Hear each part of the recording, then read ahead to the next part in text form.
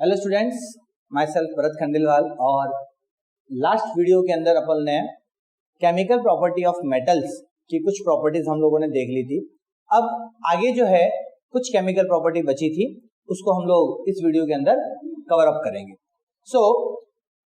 पिछली जो प्रॉपर्टी थी मैं एक बार रिमाइंड करवा दूं, कौन कौन सी केमिकल प्रॉपर्टी ऑफ मेटल्स हम लोगों ने देखी थी। Chemical reaction of metal with oxygen, chemical reaction of metal with water, chemical reaction of metal with acid. ये कुछ इंपॉर्टेंट रिएक्शंस थी, या एक तरीके से केमिकल प्रॉपर्टी ऑफ मेटल जो थी वो हम लोगों ने देखी थी। अब हम लोग नेक्स्ट आगे जो देखने वाले हैं वो क्या है, रिएक्शन विथ बेस। कि यदि आपके मेटल का रिएक्शन, ठीक है, मेटल का रिएक्शन किसके साथ हो, अगर बेस के साथ होता है तो आपके क्या प्रोडक्ट बनता है, उस चीज को समझना है। तो आप देखें कि अगर मेटल प्लस बेस क्या बनना चाहिए, मेटल प्लस बेस जो होगा वो आपके एक मेटल का एक सॉल्ट बनेगा प्लस हाइड्रोजन गैस बनेगी। क्या बनेगी, हाइड्रोजन गैस। अभी आप लोगों को लग रहा होगा वो मेटल प्लस एसिड के जैसा ही है, बट यहाँ पर एक थोड़ा सा मैं आपको बता दूं कि यहाँ जो मेटल सॉल्ट बनता है वो मेटल सॉल्ट थोड़ा सा कॉम्प्लिकेटेड होता है, वो इतना सिंपल सॉल्ट नहीं होता। फॉर एग्जांपल जैसे मैं मेटल में ले लेता हूँ Zn प्लस बेस में ले लेता हूँ NaOH। क्लियर। अब आप देखें कि अगर ये रिएक्ट होते हैं तो आपके प्रोडक्ट के रूप में क्या बनेगा। तो प्रोडक्ट में आपके बनता है Na2ZnO2। अब आप देखें यहां पर जो सॉल्ट बना वो थोड़ा सा कॉम्प्लिकेटेड सॉल्ट, ये इतना सिंपल सॉल्ट नहीं है, जनरली हमारे काम में भी नहीं आता, हमारे बार बार सामने आता भी नहीं है, तो हम लोगों को ये पता लगाना भी थोड़ा मुश्किल होता है।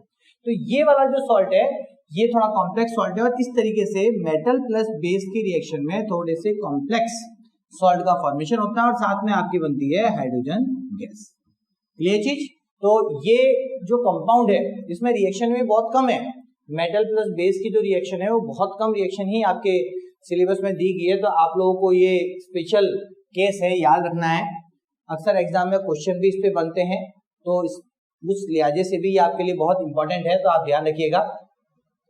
अब इसमें आप देखें ये जो सॉल्ट बना, ये सॉल्ट क्या है, ये सॉल्ट जो है ये है आपके सोडियम जिंकेट। इसे क्या बोलते हैं, सोडियम जिंकेट। आगे भी आया था, आप लोगों को याद हो तो जब मैंने आपके प्रॉपर्टीज में बता रहा था स्टार्टिंग में, अभी इससे पहले वाली जहां पर मेटल ऑक्साइड का रिएक्शन अपन बेस के साथ मैंने एक जगह किया था, तो वहां पर भी मैंने बताया था सोडियम जिंकेट का फॉर्मेशन। तो ये वही सॉल्ट आपके मेटल प्लस बेस के साथ बन रहा है।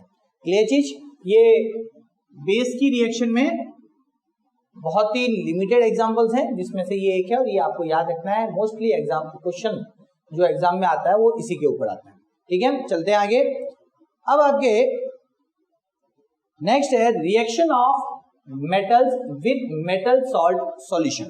अब आपके जो मेटल का रिएक्शन है वो किसी मेटल सॉल्ट के सॉल्यूशन के साथ यदि आप कराते हैं तो क्या होता है।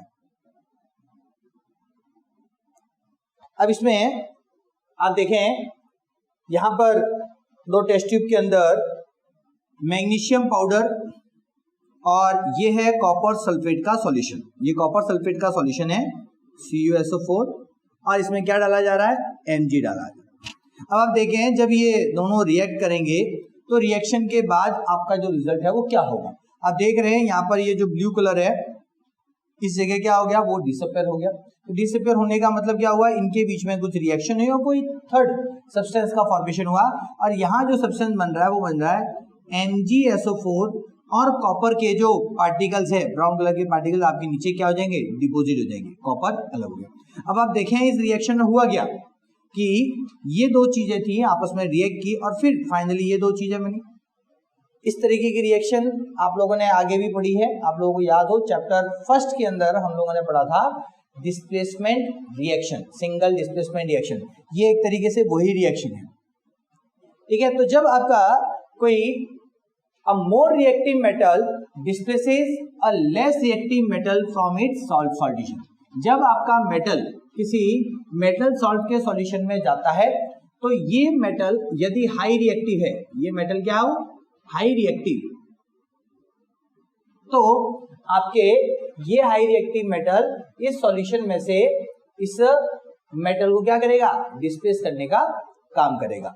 तो आपके फॉर एग्जांपल जैसे यहाँ पर आप देख लें Mg और CuSO4 में Mg is more reactive than copper. Mg जो है उस कॉपर से क्या मोर रिएक्टिव है। तो जब ये इस सॉल्यूशन में इससे मिला तो इस Mg ने क्या कर दिया, इस Cu की जगह ले ली और क्या बना दिया, MgSO4। और आप देख लें यहाँ पर क्या हो रहा है, ये Cu का फॉर्मेशन हो रहा है, Cu अलग हो रहा है, तो ये क्या हो गया, डिस्प्लेस हुआ। वही रिएक्शन आपके यहाँ पर बता देता हूं मैं आपको, जैसे Mg plus CuSO4 gives MgSO4 plus Cu। तो आपके हुआ क्या, यहाँ पर Mg ने Cu को डिस्प्लेस किया, MgSO4 बना दिया और Cu अलग। एक और एग्जांपल लेते हैं, zinc in copper sulphate solution में। यहाँ पर आप देख लें ये दूसरा एग्जांपल है, ये जिंक अगर कॉपर सल्फेट के सॉल्यूशन में जाता है तो यहाँ पर Zn जो है वो क्या करेगा, Cu को डिस्प्लेस करने का काम करेगा। तो यहाँ पर आप देखें Cu जो है वो आपके ZnSO4, CuSO4 जो है वो ZnSO4 में कन्वर्ट हो रहा है, Cu क्या हो रहा है, अलग हो रहा है। थर्ड एक एग्जांपल और देख लें, Fe प्लस CuSO4, Fe भी हाई रिएक्टिव है कॉपर से, तो ये भी इसको डिस्प्लेस करेगा, क्या बना देगा, FeSO4 प्लस Cu। तो कुल मिला के यदि एक हाई रिएक्टिव मेटल किसी मेटल सॉल्ट सॉल्यूशन में जाता है तो वो इस मेटल को क्या कर देता है, डिस्प्लेस करके एक नया मेटल सॉल्ट का सॉल्यूशन तैयार कर देता है। क्लियर चीज। और आप देख लें मैंने 3 एग्जांपल बता दिए, यहाँ पर जो कलर चेंज आ रहा है वो इसी चेंज की वजह से आ रहा है, एक सॉल्ट जो है वो आपका बदल रहा है, CuSO4 MgSO4 में बदल गया, इसलिए ये ब्लू से क्या हो गया, एक कलरलेस सॉल्यूशन हो गया। यहाँ पर भी आयरन एक जो है कॉपर सल्फेट के सॉल्यूशन में गया तो ये ब्लू कलर जो है वो आपके कन्वर्ट हो गया लाइट ग्रीन कलर के अंदर। तो ये भी क्यों हुआ, क्योंकि इस तरीके की रिएक्शन होती है। और ये आप ध्यान रखें, यहाँ पर कौन सी टाइप की रिएक्शन होती है, सिंगल डिस्प्लेसमेंट रिएक्शन। कौन सी रिएक्शन है, सिंगल डिस्प्लेसमेंट रिएक्शन होती है। क्लियर चीज। चलिए, सो नाउ नेक्स्ट प्रॉपर्टी इसके अंदर अपन पढ़ेंगे वो है आपके reaction between metal and non metal. क्या है, reaction between metal and non metal. अब हम लोगों को देखना है कि एक मेटल जो होता है वो नॉन मेटल के साथ, इन दोनों की आपस में रिएक्शन कैसी होती है, मेटल नॉन मेटल के साथ रिएक्ट कैसे करता है। अब यहां पर थोड़ा सा डिटेल में अपन जाएंगे। अब मेटल जब नॉन मेटल के साथ रिएक्ट करता है तो ये रिएक्शन किस तरीके की होती है वो समझना है।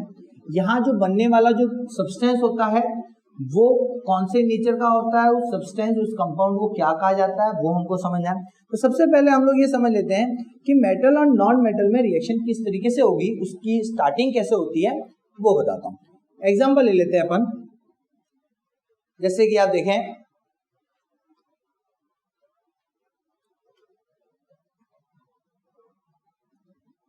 सोडियम मेटल को ले लेते हैं हम लोग, जैसे Na एक मेटल हम लोगों ने ले लिया। Na का एटॉमिक नंबर क्या होता है, 11 होता है। इसका इलेक्ट्रॉनिक कॉन्फ़िगरेशन क्या होगा, 281। क्लियर। आउटर मोस्ट इलेक्ट्रॉन हमारे लिए बहुत इंपॉर्टेंट है, कितने हैं, 1। तो सोडियम Na के पास अपना एक इलेक्ट्रॉन होता है। क्लियर। अब इसके साथ मान लो रिएक्शन होती है किसकी, क्लोरीन की, Cl। Cl का एटॉमिक नंबर क्या होता है, ये होता है 17। कॉन्फ़िगरेशन क्या होगा इसका, इलेक्ट्रॉनिक कॉन्फ़िगरेशन वो हो जाएगा 287। क्लियर चीज। तो आप देखें ये Na जो है वो इसके साथ रिएक्ट करना चाहता है, तो Cl का जो कॉन्फ़िगरेशन है उसके अकॉर्डिंग लास्ट पे कितने हैं, 7 इलेक्ट्रॉन। तो इसके पास हम लोग 7 बना देते हैं।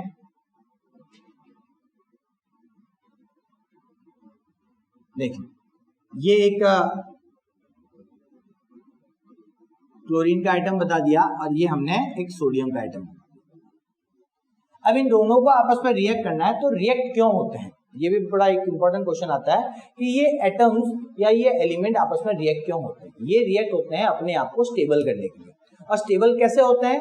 उनका ऑक्टेट कॉन्फ़िगरेशन प्राप्त करके। मैंने आप लोगों को पहले ही बताया है कि ये एटम आपस में क्या करते हैं, एक ऑक्टेट कॉन्फ़िगरेशन प्राप्त करने के लिए इलेक्ट्रॉन का लेन देन करते हैं। तो यहाँ पर सोडियम अपने आप को स्टेबल करने के लिए क्या करेगा, एक इलेक्ट्रॉन का डोनेशन करेगा, और क्लोरीन अपने आप को स्टेबल होने के लिए क्या करेगा, एक इलेक्ट्रॉन ले लेगा। तो ये जब दोनों आपस में नजदीक आएंगे, Na आपके Cl के नजदीक आएगा,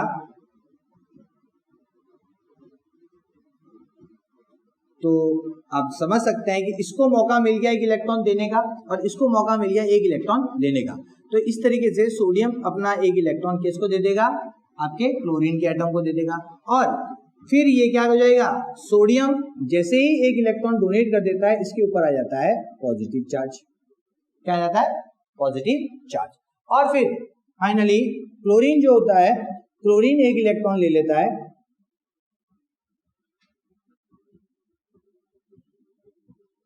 और इसके ऊपर आ जाता है नेगेटिव चार्ज। क्या आ जाता है, नेगेटिव चार्ज। और इस तरीके से आपके ये जो दोनों ये एटम है और अब ये दोनों बन चुके हैं आयंस। ये बन चुका है कैटायन, पॉजिटिव चार्ज वाला आयन, और ये बन चुका है एनायन, नेगेटिव चार्ज वाला आयन। और फिर इनके बीच में एक अट्रैक्शन होता है जिसकी वजह से ये आपस में जुड़ जाते हैं, कॉम्बाइन हो जाते हैं और फाइनली फॉर्मेशन करते हैं NaCl का। इस तरीके से NaCl का मॉलिक्यूल बन गया। तो हुआ क्या, दो एटम, एक मेटल का एटम है, एक आपके किसका एटम है, नॉन मेटल का। ये दोनों इलेक्ट्रॉन के ट्रांसफरेशन से अपने आप को स्टेबल करते हैं। जब ये इलेक्ट्रॉन का ट्रांसफरेशन करते हैं तो ये एटम कन्वर्ट हो जाते हैं आयंस के अंदर। मेटल का एटम जो है वो कन्वर्ट होता है किसके अंदर, आपके कैटायन के अंदर। मेटल का एटम किसमें कन्वर्ट हुआ, कैटायन के अंदर। और ये नॉन मेटल का जो एटम है, नॉन मेटल का जो एटम है ये कन्वर्ट होगा किसके अंदर, एनायन के अंदर। तो ये मेटल कैटायन बनने की प्रॉपर्टी रखता है, इसलिए इसे हम लोग बोलते हैं इलेक्ट्रोपॉजिटिव एलिमेंट। मेटल को इसीलिए हम लोग क्या बोलते हैं, इलेक्ट्रोपॉजिटिव एलिमेंट बोलते हैं। और क्लोरीन जो है, नॉन मेटल जो है, वो एनायन बनने की प्रॉपर्टी रखता है इलेक्ट्रॉन लेकर के, इसलिए इसे कहा जाता है इलेक्ट्रो नेगेटिव एलिमेंट। क्या बोलते हैं इन्हें, इलेक्ट्रोनेगेटिव एलिमेंट कहा जाता है। क्लियर चीज, मेटल को इलेक्ट्रोपॉजिटिव एलिमेंट क्यों बोलते हैं, क्योंकि ये इलेक्ट्रॉन डोनेट करके कैटायन बनने की प्रॉपर्टी रखता है, मतलब पॉजिटिव चार्ज वाला आयन बनाने की प्रॉपर्टी रखता है, इसलिए इसे बोलते हैं इलेक्ट्रोपॉजिटिव एलिमेंट। और नॉन मेटल जो होता है वो इलेक्ट्रॉन गेन करके क्या करता है, नेगेटिव आयन बनने की प्रॉपर्टी रखता है, इसलिए इसे बोलते हैं इलेक्ट्रोनेगेटिव एलिमेंट। और इस तरीके से पहले ये आयंस में कन्वर्ट होते हैं, फिर ये आयंस आपस में जुड़ जाते हैं और आपके कंपाउंड का फॉर्मेशन करते हैं। अब जो ये कंपाउंड बना, ये कंपाउंड किसके कॉम्बिनेशन से बना, आयंस के कॉम्बिनेशन से बना, इसलिए इस तरीके के कंपाउंड को बोलते हैं आयोनिक कंपाउंड। तो समझ में आया कि जब मेटल और नॉन मेटल आपस में रिएक्ट करते हैं तो जो कंपाउंड बनेगा, जो मॉलिक्यूल बनेगा, वो किस तरीके का होगा, वो आयनिक कंपाउंड होगा। और इन दोनों के बीच में, इस आयन और इस आयन के बीच में जो बॉन्ड है ना, इस कंपाउंड को बनने के लिए इन दोनों आयन के बीच में जो बॉन्ड लगा, उस बॉन्ड को क्या कहा जाएगा, उसे बोलेंगे आयोनिक बॉन्ड। क्लियर, समझ में आई बात कि मेटल और नॉन मेटल की रिएक्शन किस तरीके से होती है कि पहले वो आयंस में कन्वर्ट होते हैं, इलेक्ट्रॉन का लेन देन करते हैं, और फिर वो आयंस आपस में अट्रैक्ट होकर के, क्योंकि एक पॉजिटिव चार्ज वाला पार्टिकल है, दूसरा नेगेटिव चार्ज वाला पार्टिकल है, और फिर इनकी अट्रैक्शन से ये एटम जुड़ जाते हैं, ये आयन जुड़ जाते हैं, और फिर फाइनली आपके बन जाता है ये कंपाउंड, जिसे हम लोग क्या बोलते हैं, आयनिक कंपाउंड। क्लियर चीज, समझ में आ गई बात, बहुत ईजी है। तो ये तो हो गया आपके फॉर्मेशन ऑफ NaCl। ये हमने जो समझा वो क्या था, formation of NaCl। Sodium chloride का फॉर्मेशन कैसे होता है वो मैंने आपको बताया। सबसे पहले आपको ये चीजें बतानी बहुत जरूरी है कि इनके वैलेंस इलेक्ट्रॉन कितने हैं इनके पास। वैलेंस इलेक्ट्रॉन का मतलब आउटर मोस्ट इलेक्ट्रॉन कितने होते हैं, और फिर आपको ये समझाना है कि ये किस तरीके से इलेक्ट्रॉन को डोनेट करेंगे और फिर ये आपके कंपाउंड का फॉर्मेशन करते हैं। अब मैं आपको एक एग्जांपल और लेता हूं और कुछ स्टेप्स बताता हूं कि जब भी फॉर्मेशन आपके पूछा जाता है तो फॉर्मेशन कैसे बनाना है और कैसे लिखना है।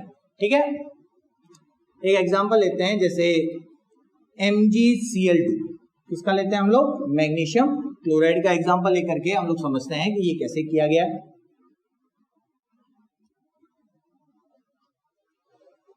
मैग्नीशियम क्लोराइड का जो फॉर्मूला है आप दिमाग में रखिएगा, MgCl2। इसका फॉर्मेशन आपको समझना है, फॉर्मेशन ऑफ MgCl2। क्लियर? थोड़ा सा नीचे लिख लेते हैं आपके,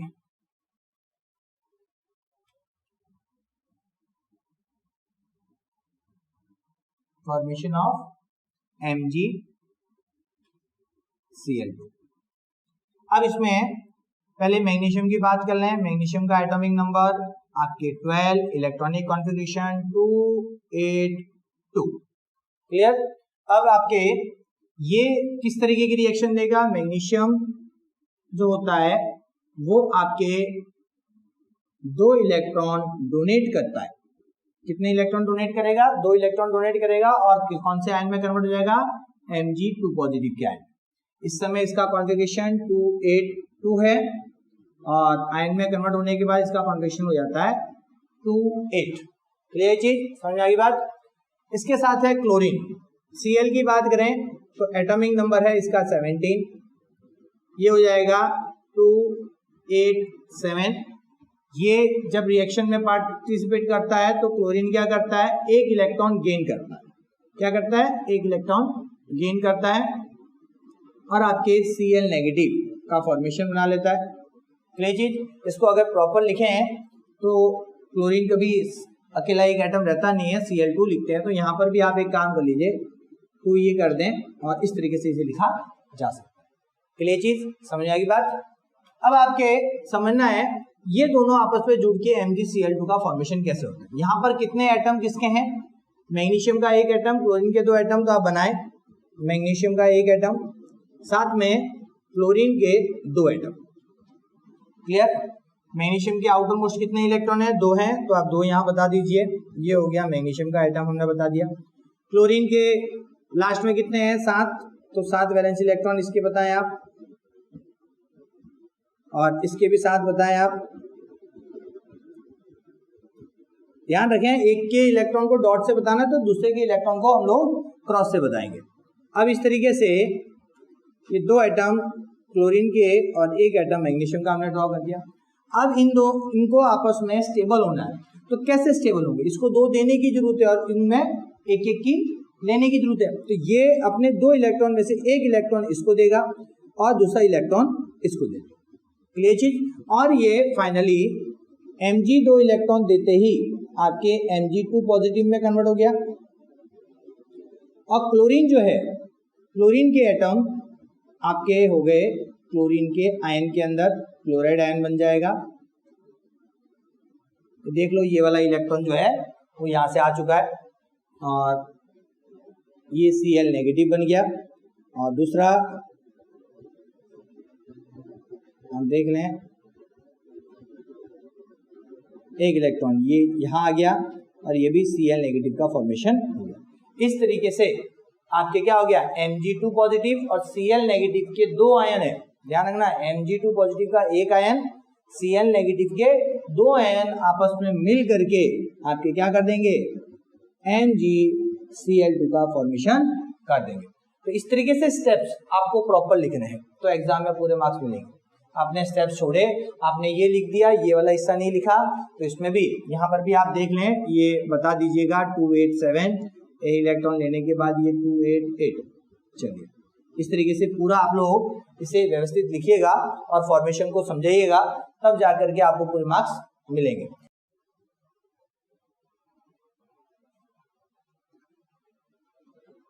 चलिए तो अब हम लोग आगे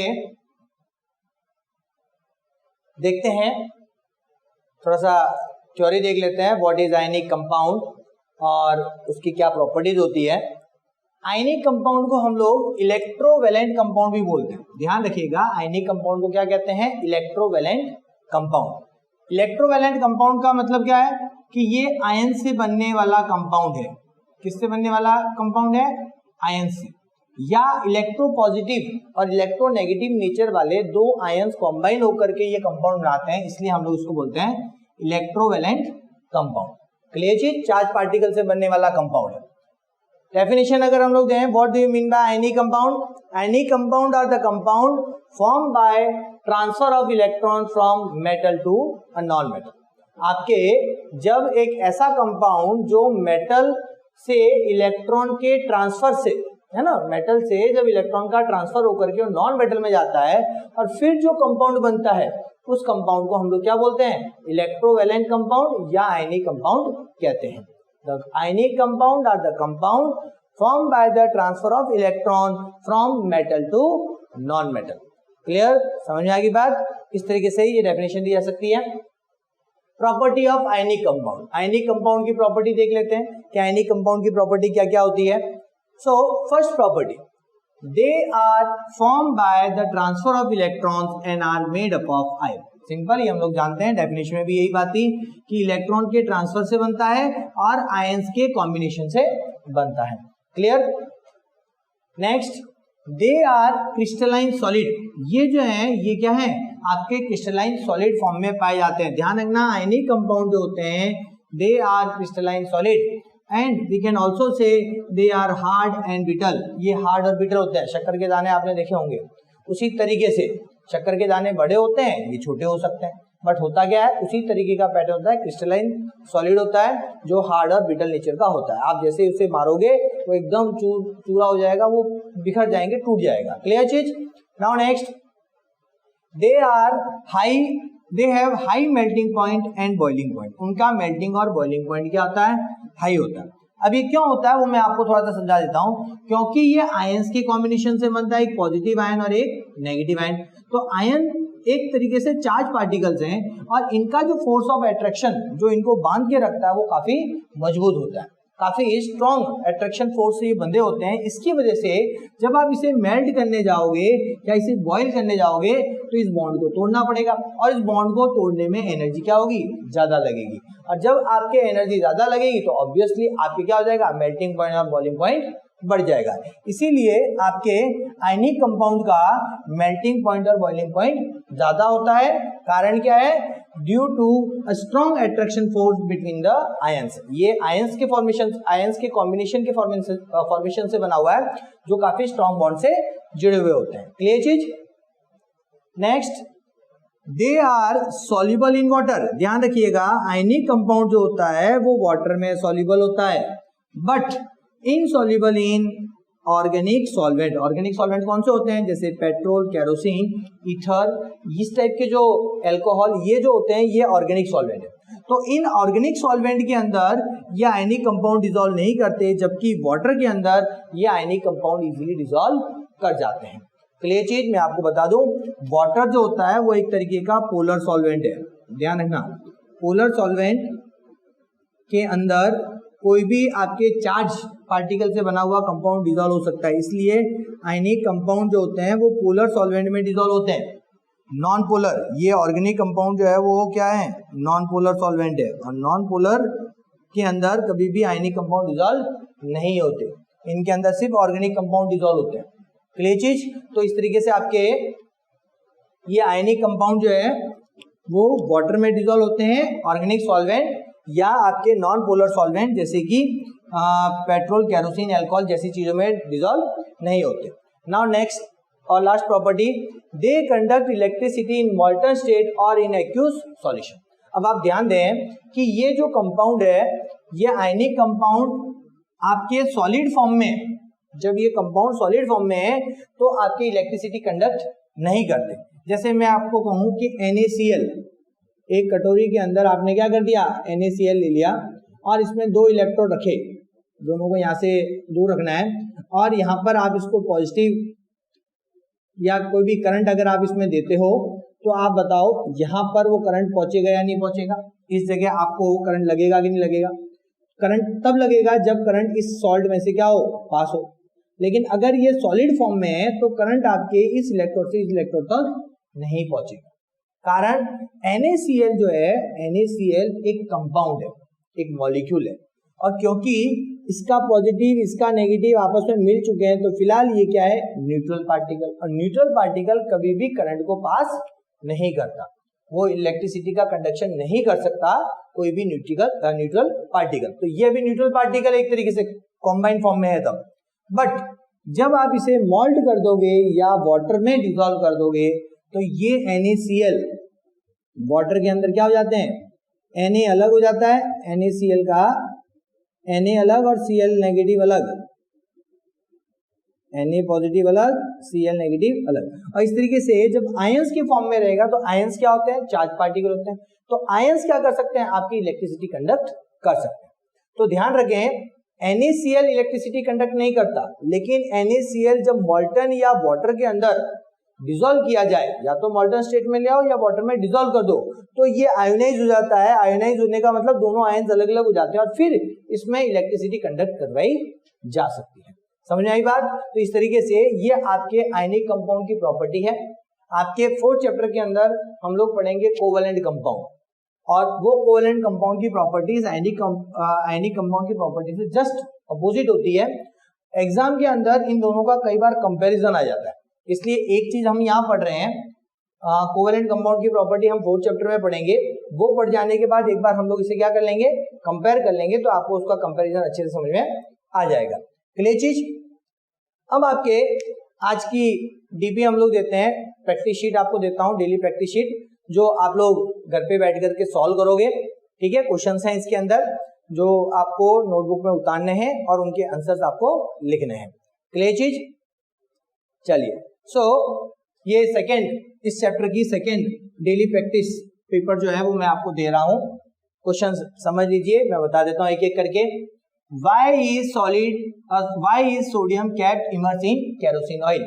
सोडियम को केरोसिन ऑयल में डुबो करके क्यों रखना पड़ता है, मैंने स्टार्टिंग में बताया था आपको। Right equation for reaction of iron with steam, iron की स्टीम के साथ रिएक्शन, आप सोचिए और बनाइएगा। Calcium and potassium with water, calcium और पोटेशियम का पानी के साथ रिएक्शन आपको इक्वेशन के फॉर्म में लिखना है। ठीक है, यहाँ केमिकल रिएक्शन, केमिकल इक्वेशन लिखनी है।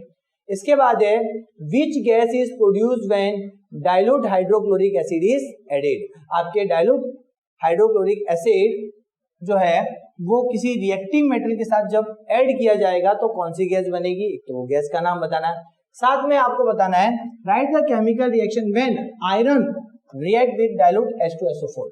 जब आयरन की रिएक्शन डाइल्यूट H2SO4 के साथ होगी तो बताओ क्या रिएक्शन आएगी, किस तरीके का प्रोडक्ट बनेगा, वो आपको बताना है।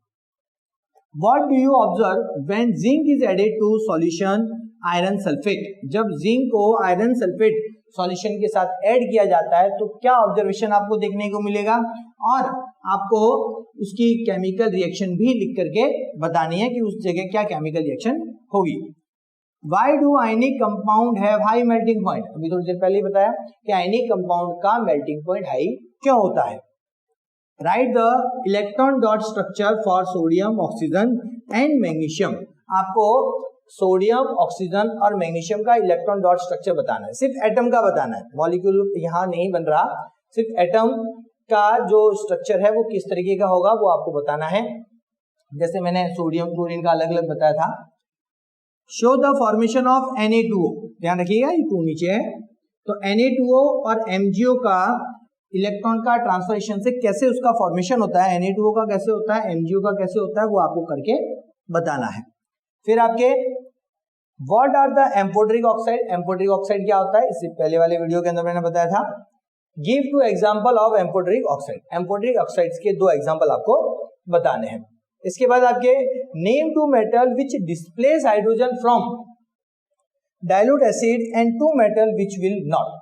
आपको बताना है कि डाइल्यूट एसिड के अंदर से हाइड्रोजन को डिस्प्लेस करने वाला कौन कौन से मेटल जो है उसमें आएंगे, और कौन कौन से ऐसे मेटल है जो उसको हाइड्रोजन को डिस्प्लेस नहीं कर पाते एसिड में से, उनके भी नाम लिखे हैं। तो 2 ऐसे जो हाइड्रोजन डिस्प्लेस कर पा रहे हैं और 2 ऐसे मेटल जो हाइड्रोजन डिस्प्लेस नहीं कर रहे हैं। सोचिएगा कि ये कहां से आपको मिल सकता है, किस जगह से इसका आंसर आपको मिलेगा। इसके बाद है name one metal which react with dilute HNO3 to evolve hydrogen gas. एक ऐसे मेटल का नाम बताओ जो डाइल्यूट HNO3 के साथ रिएक्ट करने के बावजूद आपके हाइड्रोजन गैस देता है। मैंने आपको बताया था कि डाइल्यूट HNO3 के साथ मोस्टली रिएक्शन जब होती है तो हाइड्रोजन गैस नहीं बनती, लेकिन दो मेटल के नाम मैंने आपको बताए थे, उसमें से एक मेटल का नाम आपको यहाँ पर लिखना है जो हाइड्रोजन गैस प्रोड्यूस करता है। क्लियर? तो ये आपके डेली प्रैक्टिस पेपर जो है मैंने आपको दे दिया, आप लोग सॉल्व करिएगा अच्छे से। कोई प्रॉब्लम है तो कमेंट करके मुझे वीडियो के नीचे जरूर लिख के भेजिएगा। इसके साथ ही ये जो मैंने वीडियो बनाए ये मैंने जनरल सभी के लिए है, बट अब इसके आगे के वीडियोस जिनको चाहिए उनको एक रजिस्ट्रेशन फॉर्म आपको मैं वीडियो की डिस्क्रिप्शन में डालूंगा, जहां से रजिस्टर करना पड़ेगा। आपको मुझे अपना व्हाट्सएप नंबर और ईमेल आईडी भेजनी पड़ेगी। उस ईमेल आईडी और व्हाट्सएप नंबर को मैं जोड़ करके वो वीडियो उन्हें फॉरवर्ड करूंगा, वो सिर्फ उन्हीं को मिलेंगे। इसके बाद की वीडियो फिर मैं हर किसी को पब्लिश नहीं करूंगा। क्लियर चीज? ठीक है, so thank you very much, मिलते हैं नेक्स्ट वीडियो में।